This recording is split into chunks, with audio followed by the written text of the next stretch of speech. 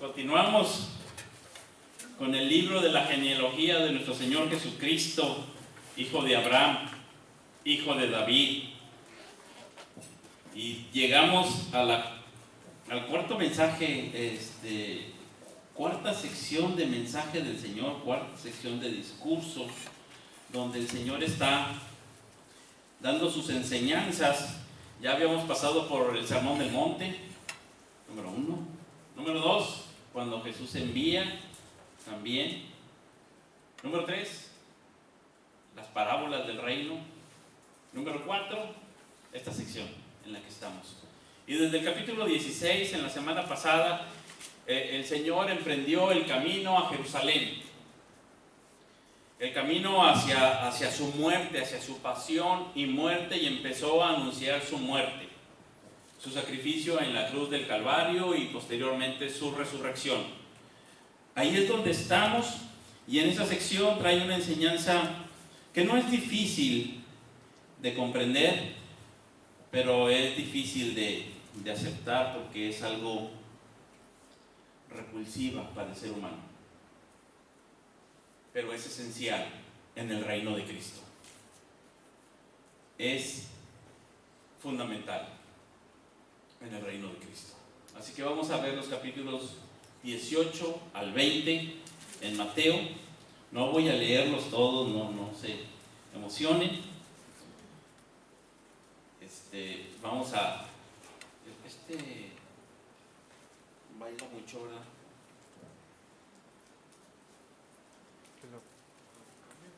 Sí, está muy emocionante. Y le imprime como que un cierto riesgo al sermón.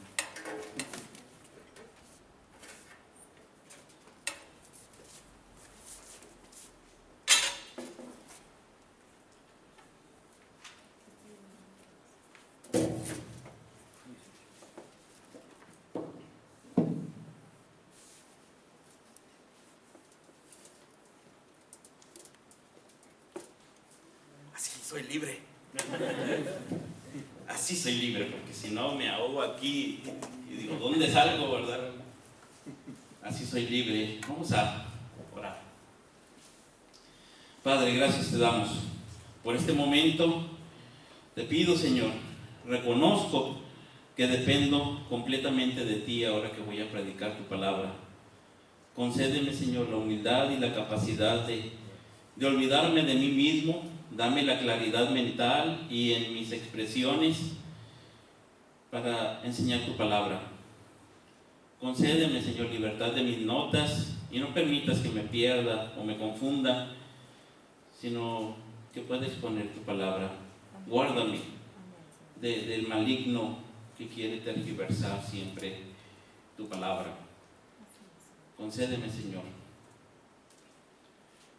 que pueda manifestar con gozo tu palabra y la verdad que comunica este texto de la Escritura con seriedad y con gozo. Señor, que pueda sentir siempre amor por tu pueblo y compasión por el pecador, el débil, el que está perdido. Ayúdanos, Señor. Bendice a tu iglesia con tu palabra. Por Jesucristo. Amén. Bien, la parte central y que quiero resaltar de estos capítulos para poderlos como unificar sería el perdón. Y yo le llamaría perdonados que están siendo transformados en perdonadores.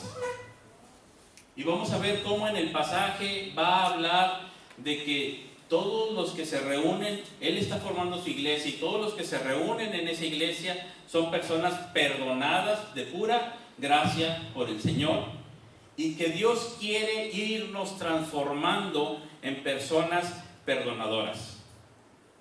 Que ese es el camino que Él desea, que seamos perdonados, que nos convirtamos en una comunidad restauradora, en una comunidad que nos perdonamos los unos a los otros.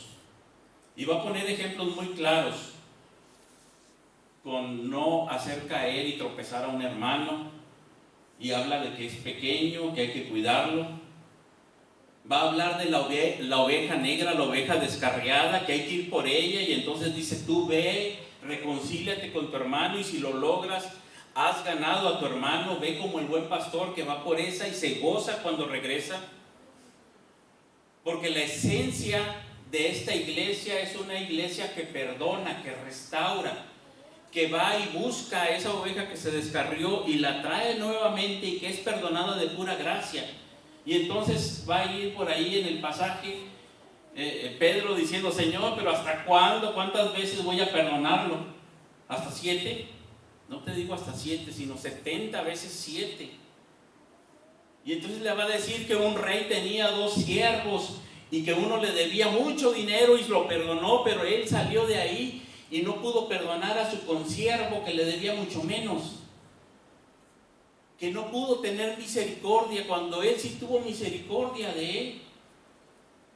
Y no valoró, no quiso estar en esa gracia, no quiso estar en ese reino de personas perdonadas, donde el único requisito para que puedas entrar, porque todos son bienvenidos, excepto el que se rehúsa a perdonar y se queda fuera, porque solo no quiere estar ahí. Y no es porque esta sea una enseñanza difícil, sino porque es repulsiva al ser humano. No nos gusta. Hiere nuestro orgullo. Queremos ser importantes, no queremos pedir perdón. Queremos que otros nos pidan perdón, porque nosotros tenemos dignidad y grandeza, y los discípulos van a empezar discutiendo quién es el mayor, y van a terminar con Santiago y Juan diciendo, yo quiero estar a la derecha, yo a la izquierda. Queremos ser importantes. Y así va a venir un joven rico que no quiere y se tiene que dar la vuelta. Pero al final van a venir unos mugrosos ciegos diciendo, Señor, ten misericordia de mí. Y esos ven con claridad que lo que necesitan es misericordia, ser perdonados, y con gozo le siguen. El joven rico da media vuelta entristecido y no le sigue. Estos dan media vuelta gozosos y le siguen. Vamos a tener ahí en medio un pasaje sobre el divorcio, donde unos quieren ya despedir a la mujer, y el Señor les dice, es que al principio no se trataba de eso, sino de perdonarse, de dar la vuelta, de reconciliarse, y de lo que Dios unió no lo separe el hombre.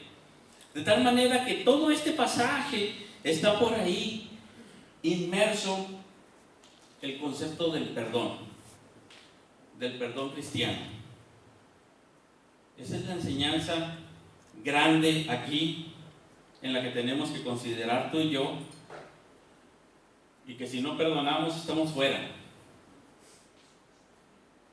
Estamos fuera.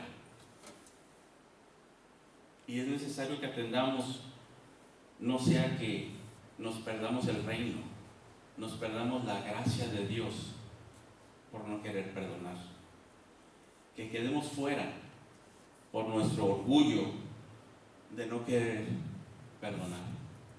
Porque esta enseñanza es sencilla, pero a la vez repulsiva.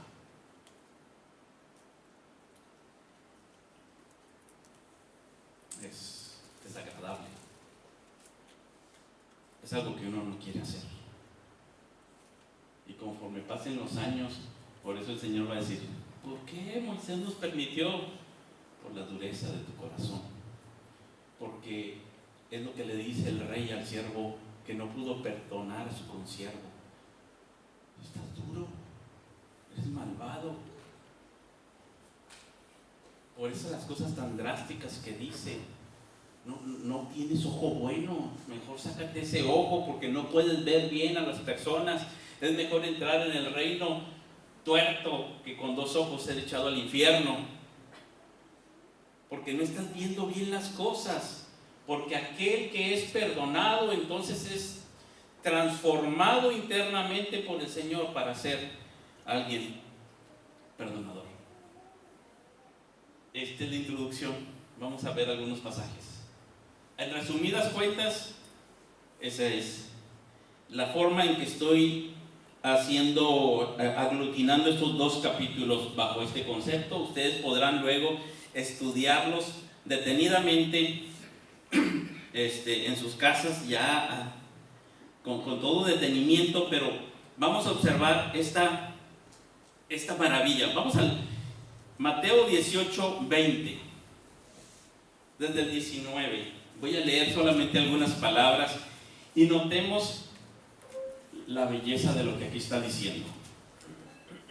El Señor Jesucristo, hijo de Abraham, es decir, aquel que trae las bendiciones de Abraham, las promesas, en quien se van a cumplir las promesas de bendición a todas las familias de la tierra. Este es el hijo de David, aquel que va a cumplir todas las promesas hechas a David. Cuando le dijo, va a venir uno de tu simiente que va a tener un reino glorioso y va a ser como la luz del sol que sale en una mañana sin nubes, resplandeciente. Va a ser como la lluvia que hace brotar la hierba verde. Nosotros aquí hace mucho que no la vemos, pero dice, después de estar en una gran sequía, va a venir un reino, un rey, que nos va a hacer sentir como si estuviéramos en el rocío y la hierba verde brotando. Y fíjense cómo se siente. Si dos de vosotros se pusieren de acuerdo, y voy a leer el 20, porque donde están dos o tres congregados en mi nombre, allí estoy yo en medio de ellos. Imagínense eso, esto es la iglesia. Dos o tres, o sea, sí, congregados, juntos, cuando antes estábamos separados. Desde el Edén estamos separados. Adán y Eva se escondían. Caín mató a Abel. Y fíjense la maravilla, lo que logra el reino del Señor, congregados de acuerdo en su nombre. Y luego dice, ahí estoy yo en medio de ellos, como en el Edén. Esa es la iglesia. Nos juntamos en paz, congregados de acuerdo, sin discordias, como amigos. Por eso más adelante va a decir, lo que Dios unió, o sea, no nada más en la iglesia, también en el matrimonio, porque al principio no era así. Lo que Dios unió no lo separa el hombre. Esto es lo que está logrando el reino del Mesías, que tú y yo estemos congregados en paz. ¿Lo sienten? Esto no era antes. Esto no era con los fariseos y religiosos de su tiempo. No, ahí se reunían y no estaban en paz, y se estaban cuidando las espaldas, y estaban sospechando y pensando y maquinando y viendo amenazas. Y si hago esto, y si digo esto, y cuidando apariencias, guardando apariencias, porque no puede estar así, congregado en su nombre en paz, todos tranquilos. Esta es la maravilla del reino que está ofreciendo el Señor. Un reino que dice, están ahí dos o tres, dos o tres así. No están preocupados ni por ser muchos, ni por conquistar al mundo, ni por ser el mayor. No están preocupados de esos dos o tres quién es el jefe. No están preocupados por posiciones, no están preocupados por nada, sino que están ahí congregados en mi nombre. ¿Sienten eso? Llegó el hijo de Abraham, el hijo de David, y dos o tres se congregan en su nombre. Y la maravilla, ahí estoy yo en medio de ellos. Ahí estoy yo en medio de ellos. ¿Qué más queremos? No hay mejor lugar donde estar. No hay más grande bendición. Es lo que todos los profetas habían estado anunciando, y eso es posible. Esta parte tiene que ver con el Yom Kippur, Yom HaKippurim, el día del perdón. El día del perdón es 10 días después del año nuevo en el calendario judío, y ese día del perdón está relacionado con el éxodo que ya estudiamos, está relacionado con el tiempo en que Dios perdonó al pueblo de Israel cuando ellos hicieron el ídolo. Y entonces todos por 10 días se pusieron en ayuno, y Moisés subió a decir: Señor, perdónalos. No se lo merecen, pero perdónalos. Hemos pecado, pero perdónalos. Y el Señor se muestra misericordioso. Tenemos ahí el versículo, ¿verdad?, que nos compartió nuestro hermano Víctor. Y se encuentran con el Señor con estos atributos, que es un Dios perdonador, misericordioso, clemente, grande en misericordia, tardo para la ira, y que los perdona. El día del perdón está relacionado con ese día, y está relacionado con el sacrificio de Isaac, cuando Dios provee de un cordero. Dios nos perdona de pura gracia, pero también provee ese cordero sobre el cual se cargan nuestros pecados. Tus ofensas, mis ofensas delante de Dios. Se pone la mano sobre el animal, y el animal carga con nuestras culpas y se las lleva. O es sacrificado o es soltado al desierto para que se lleve lejos. Y todos los profetas decían que un día iba a venir el Mesías, y ese Mesías iba a agarrar nuestros pecados y los iba a cargar él mismo y se los iba a llevar. Los iba a arrojar al fondo del mar, dice Miqueas, y nunca más iba a acordar de ellos. Y ese es este día, cuando dice: bienaventurados, ya llegué del sermón del monte. Bienaventurados, ya estoy aquí. Bienaventurados, ya les traje la salvación, el perdón total, completo, de una vez y para siempre, dice el libro de Hebreos. De una vez y para siempre. El perdón es el distintivo del reino del Mesías. Sé que la semana pasada dijimos esta corriente que hay del nombre de Jesús, pero nunca vas a encontrar en ninguna parte del Apocalipsis que diga: y todo aquel que no pudo decir correctamente el nombre Yeshua HaMashiach fue arrojado al lago de fuego. No, porque ese no es el distintivo de la iglesia de Dios, sino el perdón de Dios, de pura gracia. Y todo aquel que no fue arrepentido y perdonado por Dios de pura gracia, ese es el que fue arrojado. Los demás entraron a su reino, porque ese es el distintivo. Tú y yo éramos el pequeño del que habla aquí. No, tú y yo éramos la oveja perdida, la oveja negra, descarriada. Tú y yo éramos ese deudor que le debía mucho al rey. Tú y yo éramos esos que estaban por ahí menospreciando, como cantábamos ahorita en el himno, como el joven rico, menospreciando la salvación de nuestro divino Dios. Tú y yo éramos esos que peleábamos por quién era el mayor, pero no queríamos. Andábamos en otras cosas. Tú y yo éramos esos divorciados que quieren dar carta de divorcio a la mujer. Sin embargo, perdonados por el Señor, venimos a congregarnos en su nombre, y ahí está Dios en medio nuestro. Esa es una transformación, y es lo que decía el profeta Isaías. Vamos a Isaías 55. Sé que hay muchos pasajes en los profetas, muchos, pero el profeta Isaías capítulo 55 es uno de los pasajes más bellos, que dice: a todos los sedientos, venid a las aguas. Aquí nos cala a nosotros ahorita, ¿verdad? Vengan, inclinad vuestro oído y venid a mí, oíd y vivirá vuestra alma. Fíjense en el 7. Deje el impío su camino y el hombre inicuo sus pensamientos, y vuélvase a Jehová, el cual tendrá de él misericordia, y al Dios nuestro, el cual será amplio en perdonar. Isaías está citando nuevamente este pasaje de Éxodo, y nos está llamando a hacer shub. Shub en hebreo es la palabra que significa volverse, dar media vuelta.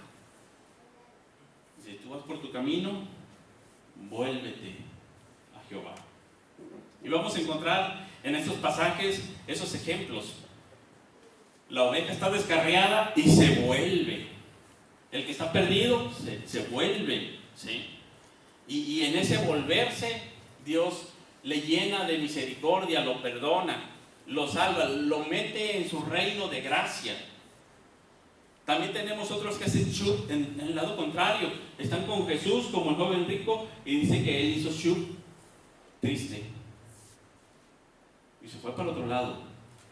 Los ciegos hicieron shub, se volvieron al Señor y le siguieron. El pasaje de la pregunta sobre el divorcio, están haciendo shub, dándole la espalda a la esposa, quieren dejarla. Le dice, no hagas eso, regresa.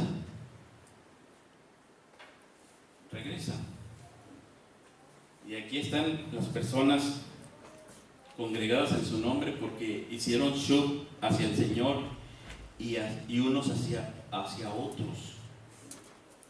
Por eso este pasaje de Mateo 18 empieza desde el inicio con esa premisa de conversión. Fíjense cómo dice el 18:3.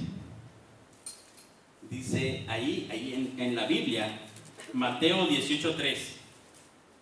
Y dijo, de cierto os digo que si no os volvéis, si no hacen un cambio en su vida, si no se arrepienten, si no hacen shub, si no se vuelven, y hay un cambio fundamental que hacer en la vida, si no hacen ese cambio, no se puede entrar. El 18:13. Y acontece que le encuentra, de cierto os digo que se regocija más por aquella que por las 99 que no se descarriaron. Ahí está, nuevamente ese concepto de volverse, de encontrar. El 18:15. Por tanto, si tu hermano peca contra ti, ve y repréndele, estando tú y él solos. Si te oyere, has ganado a tu hermano. Ya se volvió, ya se convirtió, ya hizo shub, se volvió, ya ganaste a tu hermano. Esa es la idea. Es el concepto del arrepentimiento para bien, que hace un cambio, una transformación en la persona y se gana al hermano. El 18:30 dice, mas él no quiso, sino que fue y lo echó en la cárcel. Está él con su consiervo y no hacen shub, no se vuelven, no hace misericordia, no perdona, sino que lo echa en la cárcel, lo aleja, lo distancia, no puede acercarlo. Este es el concepto que estamos viendo aquí, que es esencial en el reino que está trayendo Cristo. 19:5 dice, y yo os digo que cualquiera que repudia a su mujer, ahí está ese concepto de no hacer shub hacia el lado incorrecto, equivocado, la deja, la abandona, le da media vuelta, le da la espalda. Dice, repudia a su mujer, que no era el concepto que se deseaba, no era lo original que Dios quería. Ahí está el concepto. Vamos al 19:14. Dice, pero Jesús les dijo, dejad a los niños venir a mí, déjenlos que hagan shub, que se vuelvan a mí, que lleguen. Ahí están los conceptos. Estoy forzando, yo sé, todos los pasajes, pero quiero que quede claro que no es aleatorio, que ahí están los conceptos de dejarlos venir, no impedirlo, dejarlos volver. Por ejemplo, 22, el joven rico, y oyendo el joven esta palabra, se fue triste, hizo shub, se fue, le dio la espalda al Señor.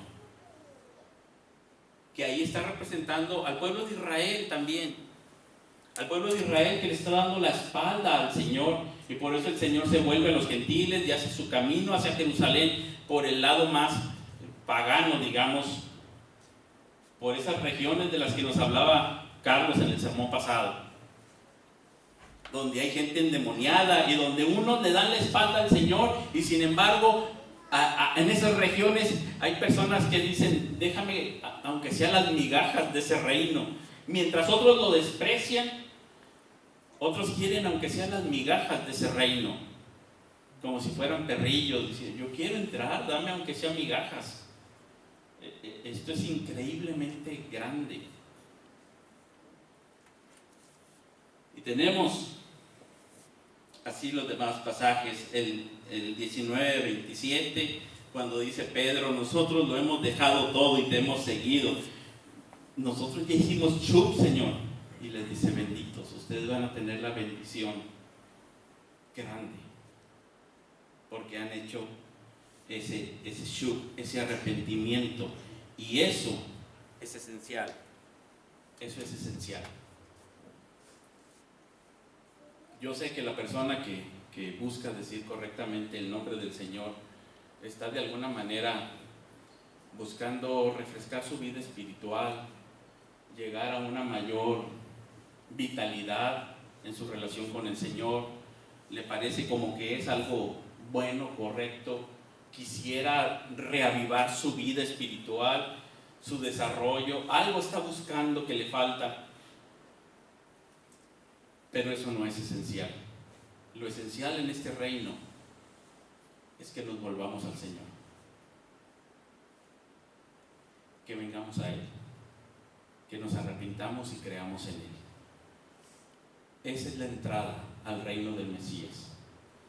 Pero podemos decir que hay, digamos, dos estados del creyente. El primero es cuando es perdonado y se siente libre.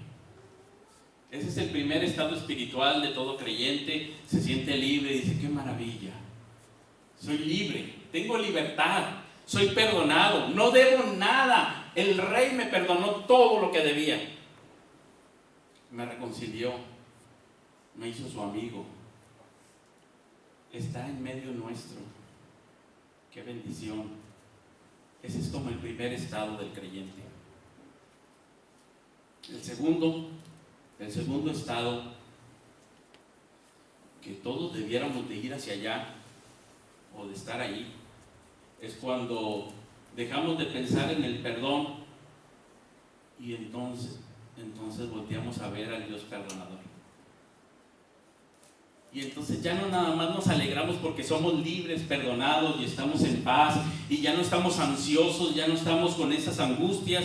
Ya estamos relajados, tranquilos, sabiendo que tenemos el gozo de la salvación del Señor. Estoy seguro, pero en ese momento llega el segundo estado, donde ya no nos importa nuestra vida y volteamos. ¡Wow! Soy amigo de un Dios perdonador.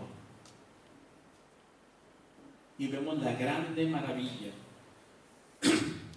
de Dios, de su carácter, de aquel que fue el buen pastor que vino a buscar a la descarriada, de aquel que es grande, compasivo, que recibe a los niños, cuando otros pudieran decir, ese es un trabajo de mujeres, Señor, deja que otros lo hagan, pero Él es manso y humilde y los recibe, los carga, los toma, los bendice.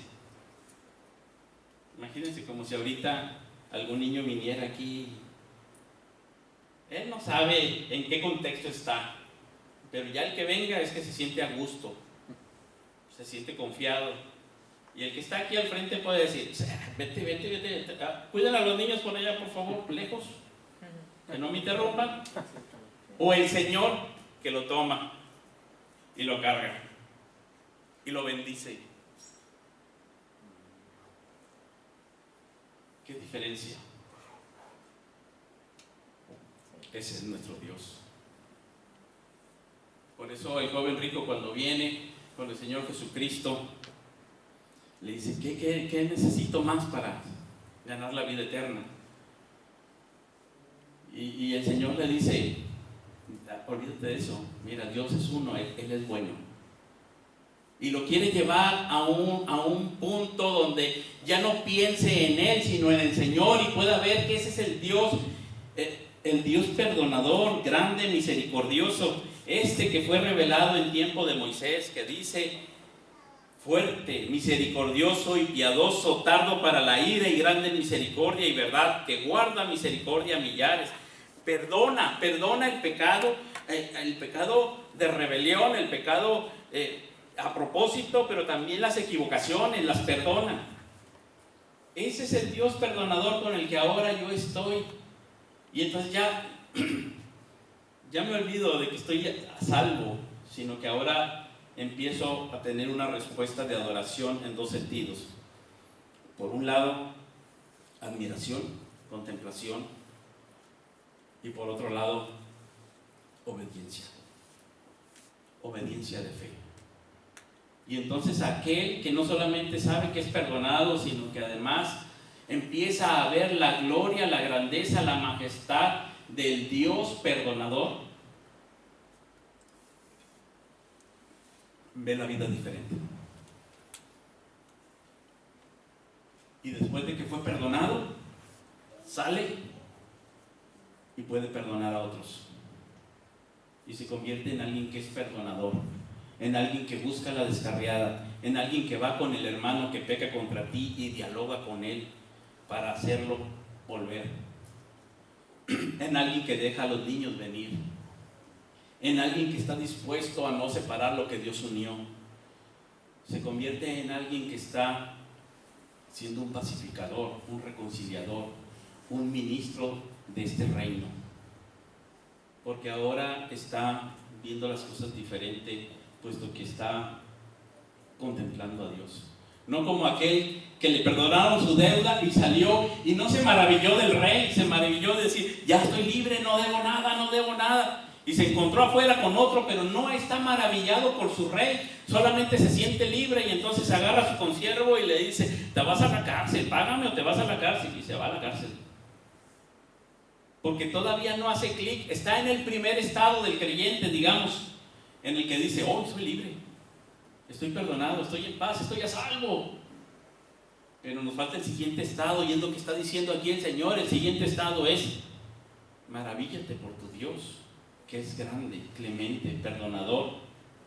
Y entonces responde en adoración, de admiración y de servicio, de obediencia, de fe. Así que les dice unas palabras muy drásticas y duras. 18:35. Ya no lo había dicho en el Sermón del Monte, pero dice aquí: así también mi Padre Celestial hará con vosotros si no perdonáis de todo corazón cada uno a su hermano sus ofensas. Esto sí que es vital. Podemos perdernos de este reino de gracia, estar hundidos en nuestras propias discordias, asuntos, pleitos, querellas, demás, de todo tipo, atados. Hace muchos años le estaba enseñando a un joven a estudiar la Biblia y cómo preparar mensajes bíblicos. Y me acuerdo que él dijo: quiero estudiar sobre el perdón. Dije: adelante, la siguiente semana nos vemos y a ver qué encontraste. Dice: no, hombre, está bien raro, usé unos diccionarios y las palabras me llevaban a cosas de atar y de cosas de estas, atar con cuerdas. Dice. Y le dije: sí, esa es la imagen de la palabra hebrea. Tiene que ver con que si tú no perdonas a alguien, es como si se ataran con una cuerda los dos, ¿verdad? Ahí están atados. Imagínense, uno jalando para allá y otro para acá y atados.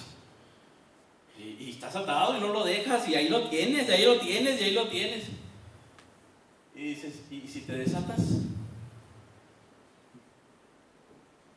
Hay otro pasaje donde el Señor libera a una mujer, y entonces Él dice: ¿y no debía yo en día sábado desatar a esta mujer que Satanás la tenía atada? A Satanás le gusta atarnos, ¿verdad? Y que ahí estemos: ay, lo traigo contra este o contra esta, y no me dejo, y no se deja, y no me dejo, y no se deja. Y así le seguimos años. Y entonces aquí dice, y si se ponen de acuerdo y se desatan, y entonces empieza a hablar eso de y lo que atares en el cielo, y entonces, ¿qué significará? Es esto místico, y lo que desatas y lo que atas y desatas. ¿Y si perdonas? Eso es lo que te está diciendo. El Señor nos está hablando a un reino de perdón, donde Él es el primero que perdona. La deuda más grande, las ofensas más horribles, el desprecio mayor por su gloria, por su vida, por su Hijo, las mayores ofensas, los peores pecados, Él los está cargando ahí en la cruz del Calvario. Y les dice, en medio de todo este pasaje, por ahí dice, quién sabe por qué metió este versículo, pero ahí en el 20, 18 y 19 dice, ¿por qué está metido aquí entre todo esto? Voy a leer primero el 18:11. Porque el Hijo del Hombre ha venido para salvar lo que se había perdido. Y luego en el 20, 18 al 19. Y aquí subimos a Jerusalén y el Hijo del Hombre será entregado a los principales sacerdotes, a los escribas, y le condenarán a muerte. Le entregarán a los gentiles para que le escarnezcan, le azoten y le crucifiquen, mas al tercer día resucitará.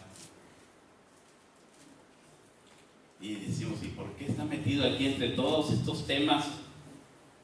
Porque ese perdón, para que tú y yo estemos congregados en paz, de acuerdo, en su nombre, y Él en medio nuestro, fue gracias a su obra en la cruz.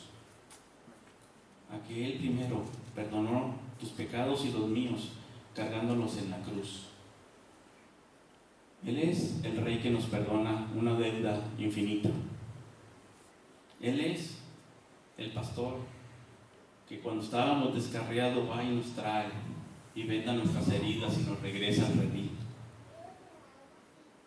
Él es ese Dios misericordioso, tardo para la ira, compasivo, perdonador, que nos hace sus amigos, sus hermanos. Y quiere que nos maravillemos primero de Él y segundo respondamos en una obediencia de fe, siendo transformados en personas perdonadoras. No es fácil, nadie quiere perdonar, y tampoco quiero ser simplista, porque los seres humanos ofendemos muchas veces y de muchas maneras. Algunas ofensas son de palabras, pero otras son de violencia física, agresión sexual, fraudes, cosas de dinero y posesiones, agresiones psicológicas, hasta la muerte. Hay muchas formas de agredir y ofender, que enderezar todos esos y reconciliar todos esos entuertos no es sencillo. Yo sé que no va a ser sencillo, y empieza por perdonar lo mínimo, por perdonar lo menos. No empieces queriendo perdonar al enemigo. Yo sé, hay algunas historias impactantes que dice esta mujer, tiene enfrente al oficial nazi que la tuvo prisionera y le perdona. No empieces con esos casos, no empieces en ese nivel de perdonar al enemigo. Yo no sé qué haría, a lo mejor me le iría encima. No es fácil, yo sé, tu situación no es sencilla.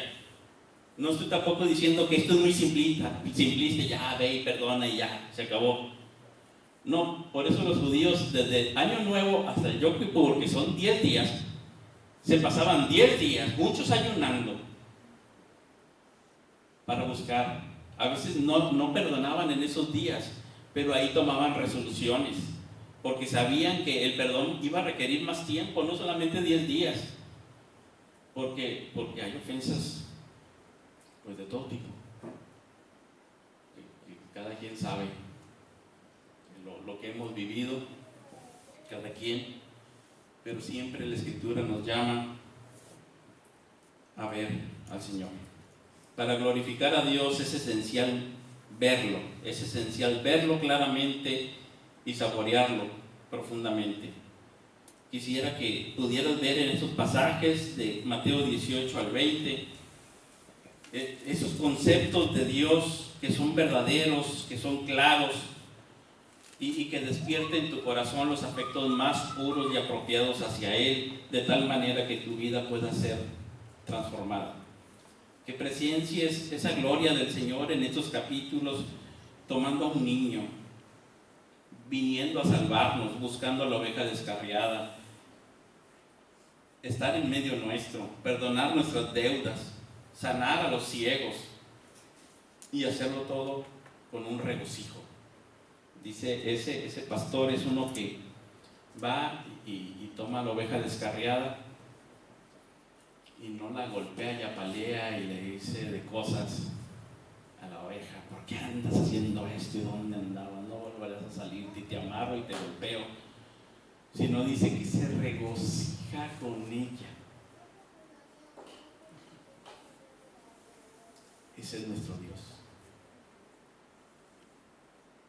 Ese es nuestro Dios, que se regocija cuando nosotros nos convertimos a Él, siendo que nosotros le ofendimos, regresamos, Él nos perdona y Él es el que se regocija en que nosotros volvamos al redil, que regresemos con Él, que nos reconciliemos con Él para nuestro beneficio, pero Él es el que lo goza y lo disfruta, y eso refleja su carácter, la gloria del carácter de Dios. Un Dios que hace todo para que nosotros estemos con Él y además se goza. Y la respuesta de las personas debe de ser similar a la del Señor, de gozo. Sin embargo, en estos capítulos 18 al 20 no vemos a las personas gozarse. No vemos a los seres humanos gozarse en estas historias. Solamente los dos ciegos al final. Parece que esos veían más claro que todos. Veían la bondad de ese hijo de David, perdonador. Porque los discípulos estaban peleándose. ¿Quién es el mayor? Ahí no había gozo. Y al final, esto está así como sándwich. Empieza con quién es el mayor y termina con Jacobo y Juan y su mamá diciendo que se sienten a la derecha y a la izquierda. Y entonces los demás, ¿qué hicieron? Cuando lo oyeron, ¿se gozaron? Se enojaron. Aquí no hay nadie gozándose. Y entonces dice, si tú eres ocasión de caer, le están metiendo el pie al otro, no se están gozando. Cállate. No se están gozando. El que es perdonado y sale de su deuda está libre, pero no se está gozando. Inmediatamente ve a su consiervo y lo ahoga, agarrándolo del cuello y diciéndole, págame. Ese no se está gozando. Todavía tiene sed de venganza, quiere restitución, quiere algo más. Y así tenemos al que le quiere dar la carta de divorcio a su mujer, no se está gozando, dice, ya vete mujer, a ver a dónde. Y más palabras que dicen aquí en el norte. No se está gozando. No hay gozo en las personas que están aquí. Vienen los niños, son molestos. No se gozan, háganse para allá. No hay gozo ahí. Viene el joven rico y hay tristeza. Ahí no hay gozo, hay tristeza. Le da la espalda al Señor, su gozo está en otras cosas. Y hay tristeza, hay pesar. No hay gozo. Y el reino del Señor es un reino de personas perdonadas que están convirtiéndose por la gracia de Dios en perdonadores y que por obra de Dios ahora se están gozando. Se gozan cuando alguien es restaurado. Cuando alguien está descarriado, van por él y si viene, se gozan. Cuando alguien se acerca, lo bendicen y se gozan. Están buscando el gozo en el Señor y en la vida común, diaria. Y esta es como una manera de identificar y de evaluarme a mí mismo si me estoy gozando en la obra del Señor. Entonces tenemos que admirar a nuestro Señor y tenemos que admirar la obra de Cristo, que todo esto es posible gracias a su muerte en la cruz del Calvario y a su resurrección, pero debemos de responder con la obediencia de fe. La obediencia de fe nos señala cómo debe ser ahora nuestra vida. ¿Cuál es el camino de vida? No elegir el camino de muerte, sino la vida. Y dice el Señor, pongo delante de ti la muerte y la vida. Escoge la vida para que te vaya bien. Entonces, cuando nosotros somos perdonadores, estamos escogiendo el camino de vida. El camino que glorifica a Dios, el camino de un pacificador, el camino de un bienaventurado, el camino de aquel que se está gozando en la gracia de Dios, el camino de aquel que está siendo transformado, como nos dice luego el apóstol Pablo en todas sus epístolas, siendo misericordiosos, perdonándonos unos a otros como también Cristo nos perdonó. Ahí va una transformación poco a poco, porque si tenemos cosas que perdonarnos, quiere decir que todavía somos pecadores, todavía fallamos, todavía ofendemos, y tenemos que seguir un camino de perdón mutuo de unos a otros. Pero esa es la transformación del Señor, donde nosotros tenemos que dar pasos de obediencia de fe. El día del perdón era un día también en el que las personas querían restituir, hacer el bien. Y algunas personas incluso en esos días, cuando decían yo estoy perdonado por Dios, y veían la majestad y la grandeza, la maravilla, la gloria de ese perdón de Dios, y decían voy a dar algo para los pobres. Y normalmente hacían una ofrenda generosa para los pobres. Por eso van a ver que cuando Zaqueo se convierte, da dinero para los pobres. Y cuando aquí viene el joven rico, el Señor le dice, ¿estás arrepentido? A ver, dale a los pobres.